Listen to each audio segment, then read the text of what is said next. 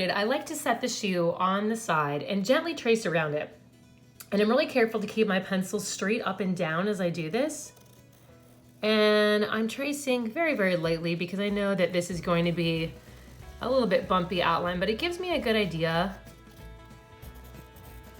about how big the shoe needs to be on the paper.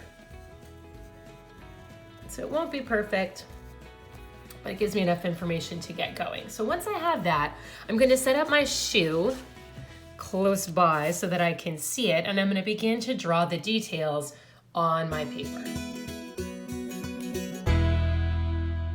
I recommend starting off at the bottom of the shoe and looking closely at your actual shoe to see what kind of design and material is at the bottom of the shoe. And then just lightly sketching it in, and you're going to be curving this line.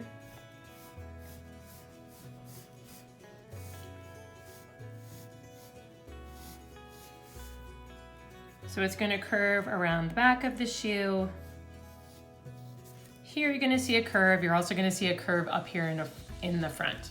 Next, you're going to try to sketch a little rectangle as to where the shoelaces are going to be. And for this, you want to make sure that you hold your shoe sideways, so you're just seeing the side view of that shoe to see how much you need to block off for that. Then look at any other large details of the shoe. So here I've got that Velcro strap. I need to mark down where that's going to be coming through.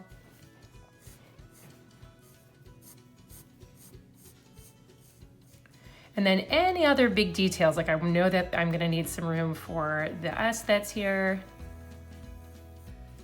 Any big color changes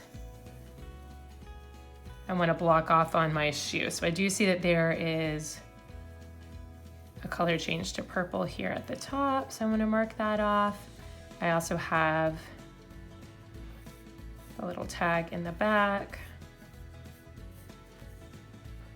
And then I'll go back in and look for textures. I'll look at places where there are patterns or small designs that I can add in a higher level of detail into my shoe.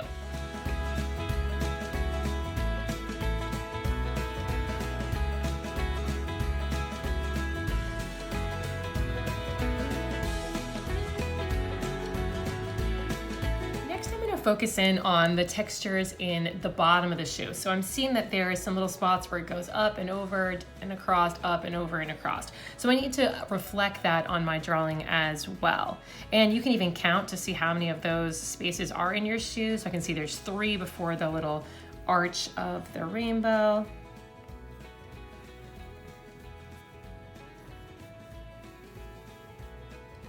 And looking at things, where are they in relation to other things? So I'm seeing that third bump is there near the cloud.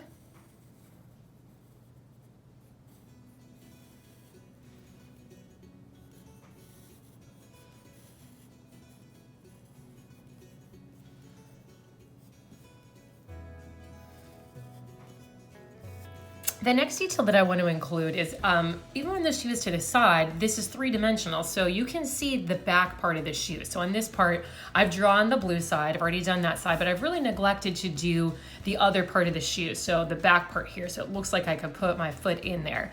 So I need to look and see what that looks like and then draw that back shape.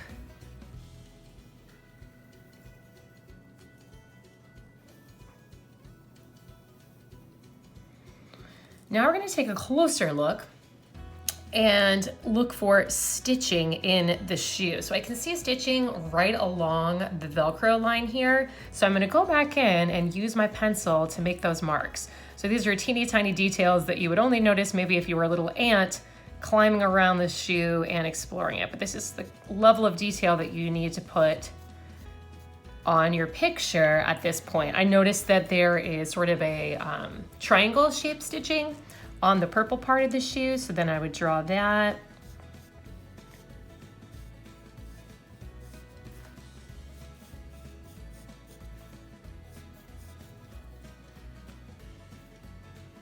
You can see stitching along where the shoelaces go.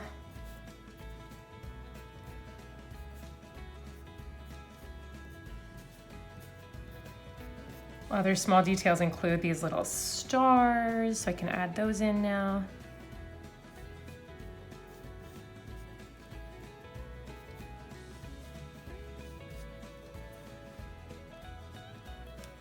Next, I might go back into my shoe and think about what areas of the shoe are a little bit darker. So there's a bit of shadows over here.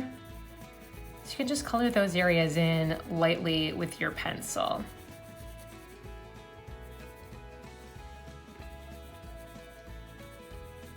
Another good spot to color in would be like the inside part here of the shoe, because obviously it's darker, there's not as much light in the inside there.